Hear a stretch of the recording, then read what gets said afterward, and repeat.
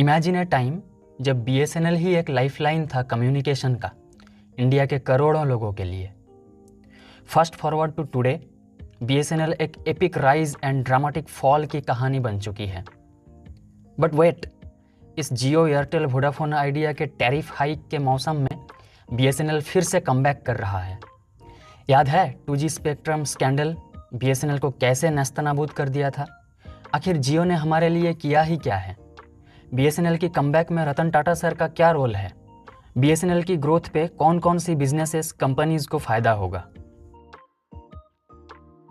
BSNL Bharat संचार निगम limited एक Indian state owned telecommunications company है।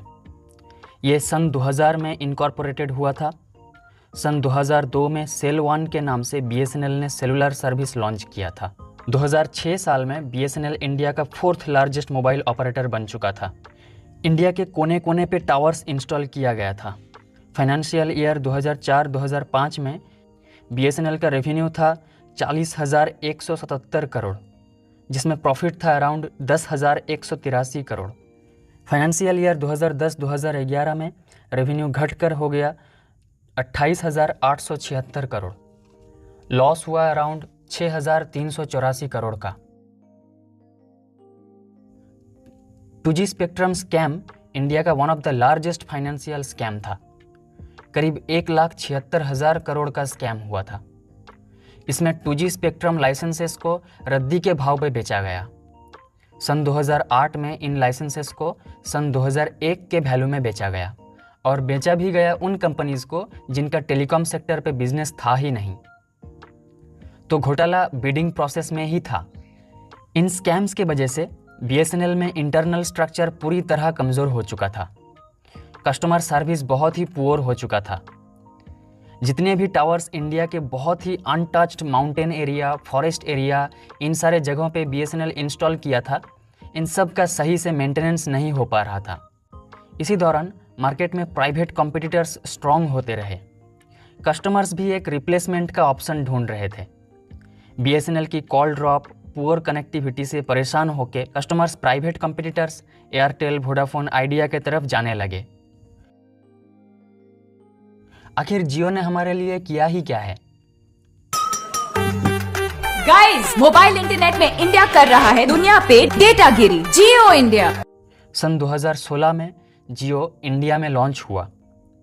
2017 में फ्री सर्विसेज के चलते जियो ने 10 करोड़ सब्सक्राइबर बेस कैप्चर किया था।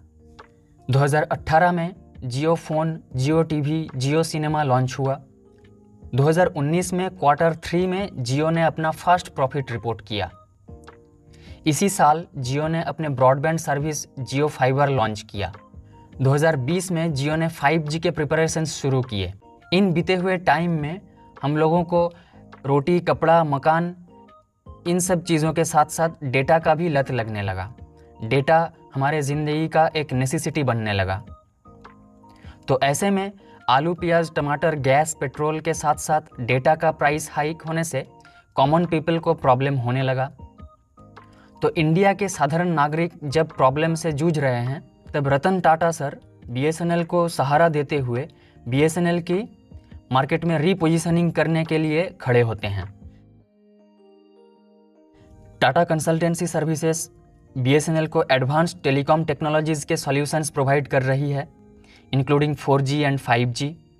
टीसीएस बीएसएनएल को असिस्ट कर रही है नेटवर्क इंफ्रास्ट्रक्चर एक्सपेंड करने में। बीएसएनएल की कस्टमर सर्विस प्लेटफॉर्म्स के इनोवेशंस में मदद कर रही है टीसीएस, जिससे बीएसएनएल का ग्रोथ अपॉर्चुनिटीज बढ़ेगा। बीएसएनएल के ग्रोथ पे डायरेक्टली टीसीएस को फायदा मिलने वाला है। Telecom infrastructure providers like starlight technologies and HFCL को फायदा मिल सकता है। बीएसएनएल अपना 5G सर्विसेज ठीक ठाक अगर लागू कर पाए तो 5G टेक्नोलॉजी और इंफ्रास्ट्रक्चर से जो सारे कंपनीज जुड़े हुए हैं, जैसे कि तेजस नेटवर्क्स, ऐसे कंपनीज का बिजनेस अच्छा परफॉर्म कर सकता है। MTNL को डायरेक्टली फ़ायदा मिलेगा बीएसएनएल के ग्रोथ पे। जो सारे कंपनीज टेलीकॉम टावर्स की रिन्यूएबल एनर्जी सॉल्यूशंस प्रोवाइड करती है, जैसे कि टाटा पावर को फ़ायदा मिल सकता है। बीएसएनएल का सर्विस कैसा होगा, इसमें अभी भी कन्फ्यूज़न है, क्योंकि 4G 5G नेटवर्क का सर्विस BSNL कैसा देगा, इसका कोई एक्सपीरियंस, कोई जानकारी अभी किसी को नहीं है। तो ऐसे में BSNL में पोर्ट कर लेना मेरे ख्याल से सही नहीं रहेगा। आप एक नया सिम ले सकते हैं, जियो या एयरटेल वोडाफोन को साइड में रखते हुए। वीडियो से कोई भी फ़ायदा मिला हो तो वीडियो को लाइक ज़रूर करिएगा, दोस्तों के साथ शेयर ज़रूर करना।